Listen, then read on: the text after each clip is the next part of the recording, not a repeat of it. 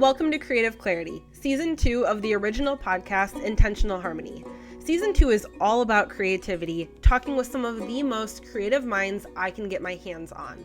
These people have two things in common. They're passionate about what they do, and they love to create. From writers to musicians to artists to business entrepreneurs, you're going to learn a ton. My name is Katie Warren, and I'm a creativity coach who helps women entrepreneurs stop playing small and start living the life that they love through their creative gifts. Are you stuck in your 9-to-5 job? Are you feeling like you aren't good enough to make a living with your creativity? Are you just looking for more? Are you wondering what more is? Are you wondering how you can start your own business in a creative industry? Then you are in the right place, my friend. You're going to hear me cover topics all about understanding and improving the creative process. You are also going to hear interviews from amazing creative minds, learning what makes them tick, how they overcome creative blocks, how to generate new ideas, and how to get inspired. Sit back, grab some coffee, and let's get to it. This first episode, we're going to talk to Ryan Thomas, and this guy is very near and dear to my heart. I've known him for, I think about 5 years now. And I have been his artist manager for about 6 months. He is just so quirky and he just says the craziest things, but he's very passionate about music. And I think you're going to understand just how passionate he is from this interview. Ryan is a session drummer and percussionist. He's in 3 different bands, probably 4 now. That number always changes. He's a composer of electronic music, and he just loves playing all different kinds. He plays jazz and classical and metal. You're going to hear the metal genre is clearly where his passion lies. He gets a little technical with the music terms, so bear with me if you are not a musician, because he's got some really important messages to get out about creativity and his creative process. Just a really important message that all creators of all kinds need to hear. So with further ado, Ryan Thomas. All right, we're recording. So Ryan, you are at a really exciting point in your career because you made it through all of the schooling and everything, and you're kind of diving headfirst into the music industry. Yeah. So we're approaching it in 2 different ways. So we're approaching it, number 1, you as a creator, and number 2, you trying to build a career in this creative industry. So take me back to when it first started. How did you know you were creative? Did you have an aha moment? What was that like? I don't really know the creative part. I just knew that music would have been the thing that I wanted to do. Because when I was a kid, it was I don't know, apparently since a young age where I grew up, the radio station was 94.1 JJO. It was the hard rock station. And my dad would always play it. And I'm like, 94.1 JJO at 2 years old. And my parents were classic rock fans. My dad was probably the bigger music person in the house that I gravitated towards.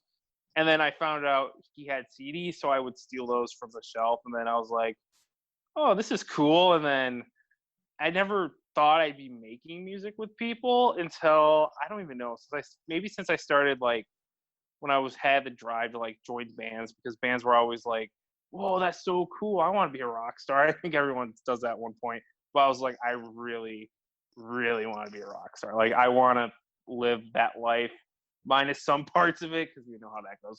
But right. I don't know, it was just finding music and then getting my first drum sets and just kind of experimenting with it, and then really just building my chops up, and then just kind of, I don't really know. It's kind of a tough question. Yeah. But I think that's might have been. But then when I got to college, I found out I got way more creative, because I started learning about we took music theory, and I started understanding that, and then I downloaded some music composition software, and I'm like, this is cool. I can start writing my own stuff, and then just kind of branched off from just playing to being creative outside of a drum set setting. To and then I started getting into so much different music, like jazz, experimental, funk music, instead of just the typical rock metal stuff I was growing up listening to, and playing with groups like that. And it's kind of just where it I figured, I think college was maybe the biggest moment for the creativity part, but the music part was always just a young age.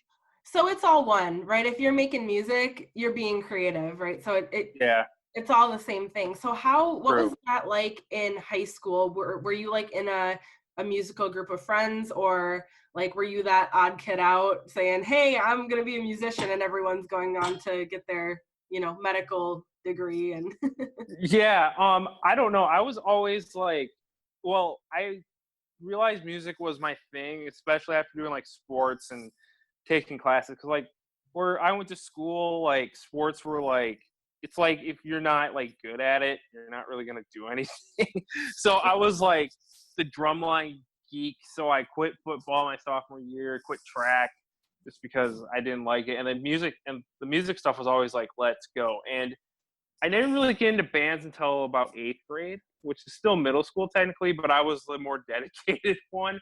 It was weird because there was this group, it was like Avery's group and a bunch of other people. They were starting their own bands, and this was really when I started like kind of like found that clique of people. And it was weird because I was into classic rock and like classic metal, but these guys were into like Cannibal Corpse and like bands that I like was like who, and so that's what they were playing, and I like had no idea how to play this stuff. Like I understood it because I listened to some heavier stuff, but like it wasn't like that level of like brutality as we call it. So like they were like, hey, check out this band called Morbid Angel, and can you play this song Rapture? I'm like, I've never heard of this. I don't know what to expect. And the first thing out of the gate, when the drums like kicked in officially, I just heard like a machine gun. And I'm like, what the heck is that? And it's like, oh, that's that dude's feet. I'm like, okay, this is super cool. So you realize it's time to take it to the next level. So you have to figure out how to do that too then. Yeah, so I kind of started jamming with those guys. And then in my sophomore year, my friend and very good colleague, Justin, you remember Justin Sumlin? I do, yeah. Yeah, so him and I I joined his band my sophomore year. I was the fill-in guy. And he was in like a kind of like a grungy kind of band. And then Justin was one of those people who got into death metal too. And then so we started playing music. But I don't think if I met Justin, my playing wouldn't be where it's at. So how was it switching to jazz after all of that? That had to have been a different world for you. Oh, 100%. I didn't start playing jazz until maybe maybe late sophomore year of college.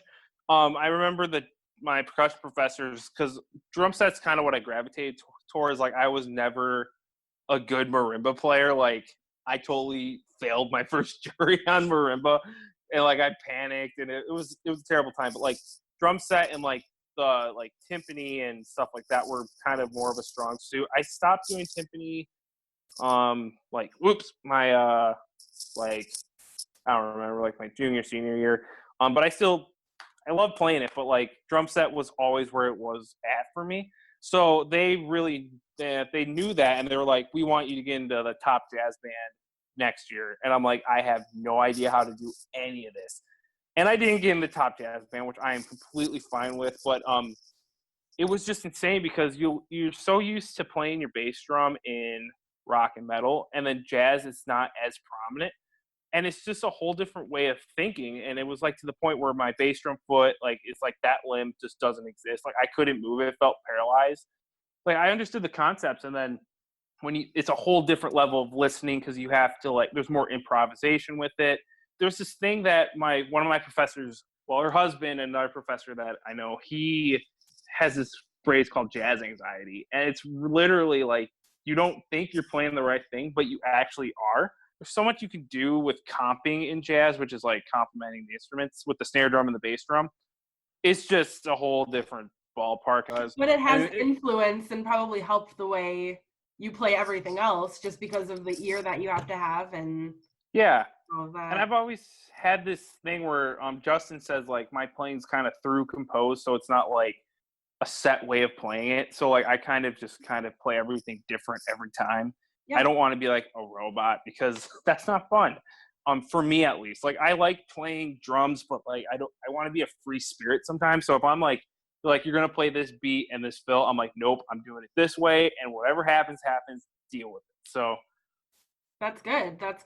Yeah. So when you when you're writing a song and you're doing one of your electronic albums, kind of talk about that process for you.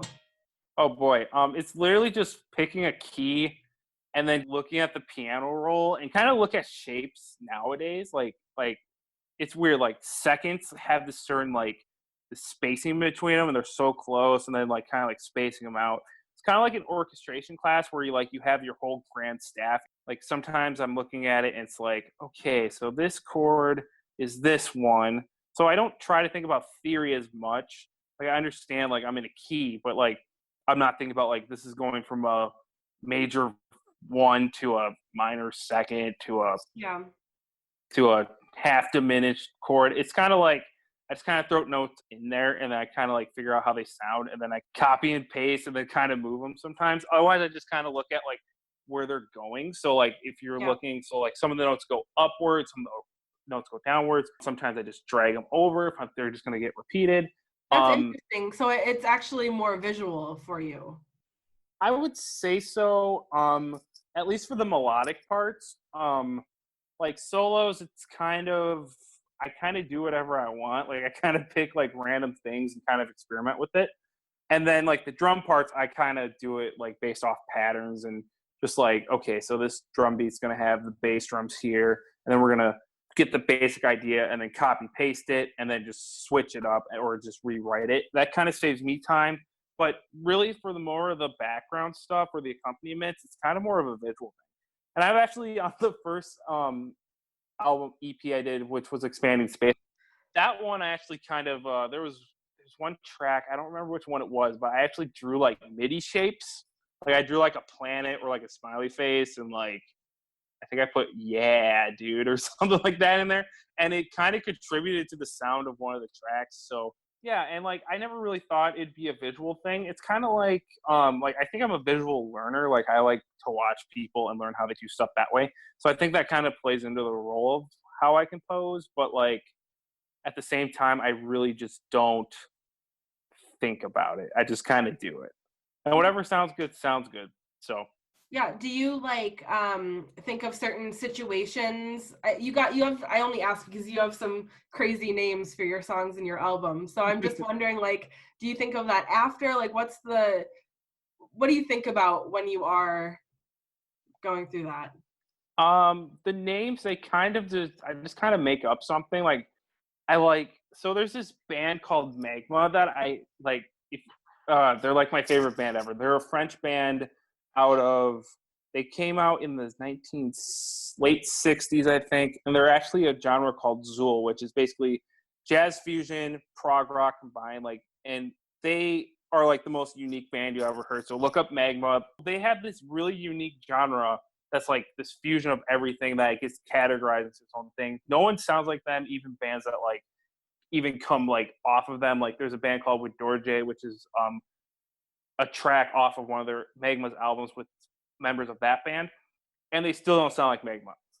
And so like Magma, they have their own made up language. So it's about like so like the Earth gets destroyed and they have to go to this planet and they're refugees or I think I'm getting the story wrong, but something along those lines. And everything's in their own made up language. And I kind of like that because they use really unconventional things that I would never hear in my life. So like when you hear it, it's like they don't really have any songs in English. So that kind of plays a role in like I kind of want my song titles to be kind of fancy. So like I don't want it to be like a really generic thing like TV sitting on a TV stand. I want it to be like something really out of the box and really weird, like ozone hopscotch. It's like with that one, I recorded it, didn't really know what to think to call it, but I was like, I don't remember. I was watching like some environmentalist video or something. It was like how the ozone has holes in it. I'm like, what if you like played hopscotch in the holes? Like that could be cool. Or like snow in July, but it's on Mars. I think I was looking up something about like a Mars volcano, or they discovered water on like the North Pole of Mars. So it's kind of I don't know, kind of draws from like Magma and the weirdness of that group because ever since I found them, thanks to Justin, of course, it's kind of like the weirdness is like normal to me, and I've never been how you say a normal person. Like I've always been like this weird, quirky black dude who's always been like a little bit different. And like, so I don't know. It's kind of like just kind of let the creativity flow, because I think I want that to reflect in the song. And plus, it could be one of those things where it's like, what does that even mean? I'm going to listen to this. And it's more appealing. Like, I think for me, it's more appealing for someone scrolling, because like, if you look at the track Godsphere or Ozone Hopscotch, I think I'd gravitate more toward Ozone Hopscotch because it's kind of more out there.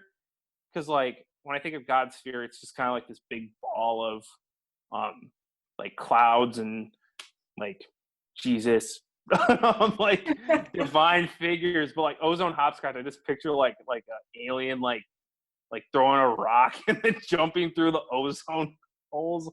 So I don't really know. So that is the perfect definition of creativity. It's taking two completely unrelated things and making something brand new, which is literally how you're figuring out these titles and everything. Yeah, for sure. That's cool. So how do you deal with creative blocks when you are writing music or improvising or whatever? How do you deal with it? It's a good question. Sometimes I just leave and I just don't think about it. I just kind of do something else. Like yesterday I was practicing it and I'm like, I don't know how to play drums right now. So I walked away from my drum set for, I think, like an hour and a half. I came back. I'm like, okay, let's try this again. And I tried it again and I was like, okay, you sound decent again. And so then I stepped away a little bit longer and then I came back. And I was like, oh, okay, this sounds so much better now. Because I found at a young age when I used to get like grounded for, like, my parents were like, they were mean. No, my parents are amazing. But the worst thing they would do is take away my drums. And I remember one time they took away my drums for like a month. Because I don't know what I did, but they were mad at me. And I was like, I don't get why you're doing this. This is educational. But like, they took away my drums and like, I thought that was the end for me. I'm like, I'm never going to get good at this, blah, blah, blah, blah. And this is like, I don't know. I was young enough, probably this is like 4th or 5th grade, maybe 6th grade. And it was to the point where it was like, I'm just starting out. I'm going to lose all my chops. I'm going to have to reteach myself because I've already had to teach myself once. And then I got my drums back. I set them up and I played like I've never played before. Or it's like when I play shows with like Shield of Survivors or A Millennial. I don't really practice the songs per se, but I can like, they're so engraved in my head where I can go out and play them and it would be like nothing happened. Or sometimes I even play them better than I would in a practice situation or a recording situation.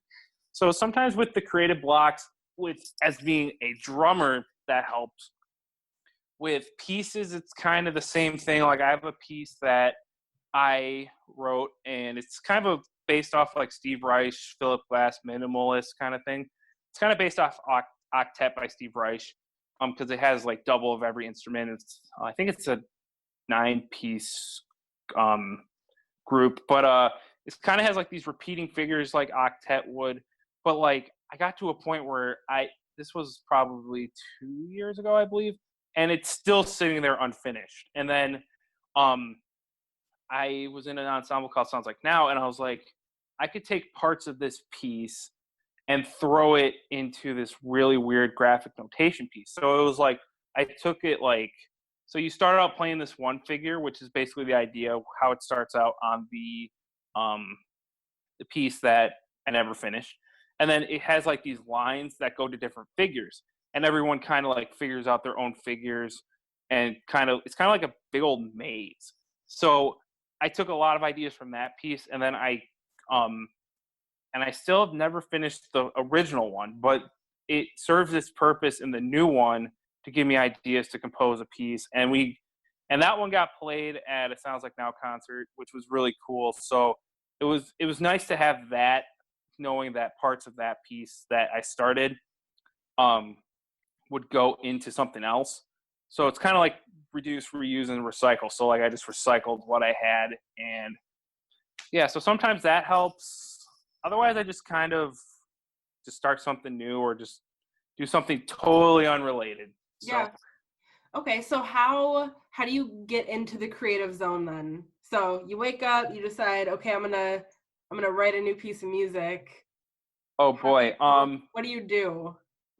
I don't do anything, I don't think. I think I just sit down and it just comes to me. Like, I think like there's the one that I showed you that's not released yet. I'm still waiting for my cousin to finish the artwork, which is amazing, on that 12-minute 70s inspired electronic piece that's like 12 minutes long, 7 parts.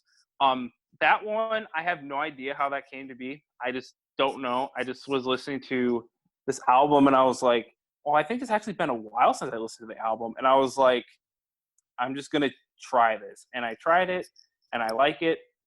It's not like 100% where I want it to be like sound wise, but it fits what it needs to do. Yeah. Some days it's like I wake up and I just am like, I'm not going to be creative today. And then boom, I'm just like all out of nowhere. I'm just like set up Pro Tools, blank page, make an instrument track to start something. I'm like, okay, let's start this. Like, my other project, Sunwrecker, this is what around the time I started the electronic stuff. So this is when I was doing like Concrete Trees, I think. I started my Sunwrecker project because I was like, because it's based off black metal music, and I really like that side because like I was working on like the electronic stuff that's more like happy, joy stuff, and then I'm like, I love evil, demented stuff, or like weird, like weird like space themes or like celestial themes. And then I was like, I can make this like, I think there's like an Instagram post like buried at the bottom of my musician page where it's like, this is the happy and the sad side of me, or like the angry side or something. And it's like Concrete Trees, which is like boom, like all like you can listen to it without like freaking out. But then Sunwrecker was like this thing where it's like, the idea was, can I make black metal music that's digital? Because black metal music is probably, it's a really interesting genre. Like the production quality of a lot of it is absolutely terrible. And that plays into the aesthetic of it because it's a really dark genre. And a lot of people think black metal, it's like the satanic stuff, but a lot of the bands, they're not even like satanic. They talk about like celestial themes or like running through a forest, kind of like story based. And then you get into like symphonic black metal, which is like a black metal band with just like this massive orchestra behind them. And then I never really heard of electronic black metal, and I think it's actually frowned upon. So if I get murdered because of this, I'm not going to be surprised. So I was like, can I make this music digitally? And I've tried it before, and it worked out okay. But then I started doing Sunwrecker, and then it was like, how can I do this? So I found like these MIDI guitars that sounded terrible, and then I put like this amp simulator on it. So like Castles of Oblivion, the most recent one I did, was like there's like this really high static throughout the whole thing, and it kind of plays into like the theme of it because I don't want it to be like amazing quality. I want it to be like gritty, kind of hard to listen to, and if you can make it through it, I love you for it. And it's like I don't really use vocals in the electronic stuff. Like I'll use like maybe like stuff I find off free websites, but like Sunwrecker, I'm blowing my voice out in like this raspy, crazy way, talking about like castles like getting sucked into black holes and stuff. So like that was probably I would say it's one of the more creative ideas I've had because I still can't find really anyone that can do a project that has a project like that. Mm-hmm. I mean, it's easy to do, but it's like I never thought it would be what it is. And we're working on a new LP right now, and I recruited one of my band members, Mike Schaub, who's an amillennial, Xenoblood, and now Sunwrecker with me. And he kind of said that it turned from what my original idea was to something completely different because it's less conventional. So it's kind of like alternative black metal, synth, electron. I don't know how to describe it. You'll just have to. This next one's going to be really cool. It's going to be really unique. So, awesome. I don't know. So, yeah. Because you're creating some very like niche, different genres, have you had any criticism or any rejection from it? And if so, like how did you handle it? Um, Honestly, I don't think I've had any really like huge criticism for it. I think the biggest thing with Sunwrecker I've gotten so far is when I had this generic black metal font and people were starting to notice that and they were like, I hope they get a new logo, or like, I haven't heard anything like this completely sucks yet. Like I've actually, there's this app called Amino, and I looked up Sunwrecker. I'm like, hey, curiosity. And some guy posted, he's like, I really dig this. And I was like, first person, I'm like, dude, I like made this, and like, we have an LP coming out. It might take a while, but that's okay. And like, I'm like, okay, so this might have something going for it. So not really any negative thing. The worst thing I sometimes see is like like the thumbs down sign on YouTube. And it's like, I get that people aren't always gonna like what people create. Like I like Magma, and it's funny because I showed one of my ex-girlfriends. She was a metalhead too, and like she likes some like out of the box music. And then I showed her Magma, and she was like, "No, never again." I'm like, "Dang it!" And then like my girlfriend now, like she likes more like folky, poppy stuff, hip hoppy stuff, which is cool because I like that stuff too. And I showed her Magma, and she's like, wow, I like this. And like she gets where it's coming from. Mm-hmm. So like I kind of understand that there's not all music is going to be for everyone. Like there's like I don't really like country music. Like I can handle it, but like modern country, like pop country, I can't really do. Like I respect it. It's not something I listen to all the time. Sure. But like yeah, and I mean everyone's going to like or dislike something, so I kind of just accept that. So if someone hates my music, that's cool. You hate it. It gives me ideas for making my products better. And if I continue, and I've kind of learned this from a young age, if you keep doing something that you want other people to, that they want you to be, and you can't be yourself, there's really no point in trying to be original. So I try to be original all the time because like being like, so not to get into like any like racism thing, like stereotype thing, but like Yeah. being African American who likes rock music is not as common as an African American that likes hip hop music. Sure. And that was something huge for me growing up because like everyone's like, yeah, you should like this, and I'm like, I don't like this. And like people were like, some like people were like, dude, listen to this. It has like a guitar solo, and I'm like, it's not a rock song, so I don't like it. And it's just, I mean, like as time goes on, and I've grown to appreciate music on all levels, all scales.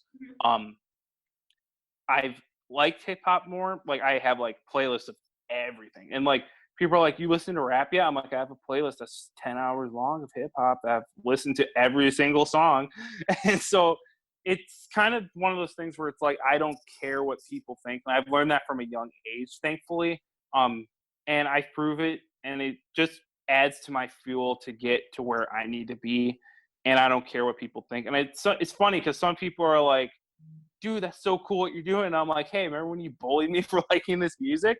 And it's kind of funny to see the reaction. I'm just like, hey, man, just got to stick to who you got to be. And I think I love that's that. one, yeah, for sure. And I think a lot of people just need to realize, like, not everyone's going to it's like shoes or like clothing. Like, it's like the Nikes versus Adidas thing. It's like, oh, I love Nike, I hate Adidas. Okay, whatever. They're basically the same thing, just a different brand.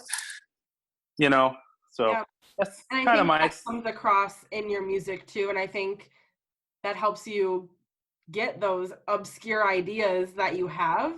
Because you don't give a shit what people think. Honestly, yeah. And like when I was in college, we have this group called Sounds Like Now. Was Sounds Like Now there when you were? Yeah. Mm-hmm. Yeah, and it's one of those really obscure ensembles. Like there's people that show up and they just don't get it. And like sometimes it is what I found as a player, that sometimes the player experience can be sometimes a little bit more valuable than the audience experience. But like it's so cool because like it gives you so many different ideas. Like people that are like playing, like I had to play a piece that was for all squeaky toys, another piece that was just pieces of paper, like amplified in a microphone. And it's like this stuff totally opened up my mind. So I'm kind of like, I don't care what people think. I'm going to make music. I'm going to play music I like.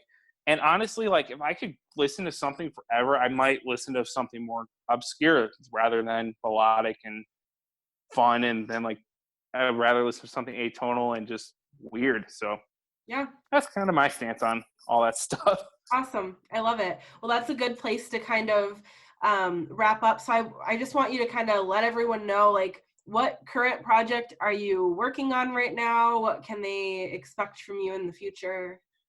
Yeah, so I say the most recent projects. I have a couple, so I'll just give a few. Yep. So I have Xenoblood, which is my newest metal band. It's kind of one of our guitar players really likes aliens, and so we have like a lot of these sci-fi themes. I was gonna say, I just see like an outer space theme all over the place with you. Yes, that is true. I am an astronomy geek because it's just so awesome and fascinating, and just space is just an amazing thing, and it's just so vast. Like it's like musical possibilities. It's infinite. So I guess I can relate it to that. But like Xenoblood is super cool because it was kind of an offshoot of Amillennial because three of the members, me, the vocalist, and one of the guitar players are in Amillennial or were in Amillennial. So that's really cool. And we do have like a second vocalist we're working with. So it's kind of like two vocalists, guitar, bass, and drums, and then whatever weird, wonky alien things. So that one's going to be super cool. And then I have a 12-minute project that is kind of like a story, like a instrumental story that I should have released soon. My cousin, who is in high school, who is a fantastic artist, her name's Nadia, and she's getting scoped out by like all these art schools in like Chicago. And I'm like, dude, you gotta like draw me something for this. And so she sent me like a draft of it, and I'm just like, holy cow, this is amazing. So that's coming out. And then I have a electronic collab with one of my friends too. He was actually in jazz band with me in college, and he fantastic drummer. His name's Evan Barros. I can never say his last name. Ballesteri. You can look him up at EC Ballesteri on Facebook. He is amazing drummer. Like blows me out of the water every time. And he's such a nice person. And I was like trying to do another electronic album, and I just couldn't think. And I'm like, dude, you want to collab? So we're doing a big electronic collaboration, remote, sending stuff back and forth, and that is going to be super cool. Other than that, I have one more electronic album that's mastered right now. It's like two 3-minute tracks and then one short little 1-minute weird intro thing. So that should be coming out in the future. I have to discuss that with you. And then yeah, that's really the more recent stuff I've been working on, and then just stuff with all the other bands, hopefully doing more session work soon. So yeah. Cool. So if you had one message you would share to anyone else trying to make a career out of either music or art or whatever, something creative, what would that advice or message be for them? Regardless of what people say, how much this cost you, how much like adversity you go through with this, because it's not always the most like people are like, oh hey, you should be a doctor, oh you should do this. Don't let your dreams be a dream. Go for it. Do whatever you have to get there. Create, even if you work a day job, if just try to get where you need to be and get to a place where you can feel fulfilled. Because I find every day that I'm able to create is amazing. Like, granted, I don't like going to a full-time job. I'd rather be just doing music all the time. But sometimes it has its perks. Like during COVID, like if I was a full-time musician, my income would be cut substantially in half. So I say just keep doing it and don't care what people say, because you're going to find your own path. You're going to find what you like. And that's the biggest thing, is liking what you like. Don't care what other people think. just go for it and just follow what you think is right, because you probably are right, and who knows? And that makes you unique. And I think the world needs more unique. Love it. Absolutely. Couldn't agree more. Cool, Ryan. Where can they find you after this if they want to look you up? Okay, so you can find me under my bands A Millennial, Xenoblood, Shield of Survivors. I think those are the current ones. So you can find those on Facebook. Shield of Survivors and A Millennial currently have Instagrams too. We're all on YouTube as well. Xenoblood's more Facebook right now and YouTube. We'll probably start building that up. And you can find all those on Bandcamp. You can find me on all streaming platforms. You can find most of my bands, Shield of Survivors and A Millennial, are currently on all streaming platforms as well. If you want to look up my electronic stuff, it'd be under Ryan Thomas. So I would look up Ryan Thomas Godsphere, because I've been having problems with like Amazon, or I think it's Amazon and a few other platforms, putting my music with another Ryan Thomas. So like I keep thinking I should just make an artist name for myself, but I don't want to. Well, we'll link them in the show description too, so people can click on the links too. Yeah. So really anywhere you can find music. SoundCloud, I'm on SoundCloud too. I'm probably more places too. I just don't know what they are. Awesome. So, yeah. Sounds good. Well, thank you so much. This was awesome. And we'll talk soon. Thank you guys so much for listening to episode 2 with Ryan Thomas. I am really excited to see where this series goes. There's going to be episodes of me just talking about creativity and how you can develop your sense of creativity in your life and in your work to live more fulfilled. And there's going to be episodes where I interview some of the best creative minds that I know and the best creative minds that are just out there in the world today. If you want to be on this podcast, please send me a message and tell me a little bit about your story. Tell me what you do, where you want to go, what your passion is, and we'll try to get you on here. I truly believe that every creator needs to have their story heard. Not one thing works for everyone. So the more we can share about the creative process and how to develop an idea and how to execute that idea, the stronger we're going to be as a society, and I truly believe we can change the world. If you want to find out more about me and my coaching, you can go to KatieAnneCoaching.com or KatieAnne.coaching on Instagram, and you can see my story on there. Again, I'm a creativity coach, so my passion is helping creative women entrepreneurs stop playing small and start living a life that they love through their creative gift. Because guess what? Even if you don't think you're creative, you are. We just got to find it in there. Thank you so much for listening, and we'll see you next time on Creative Clarity.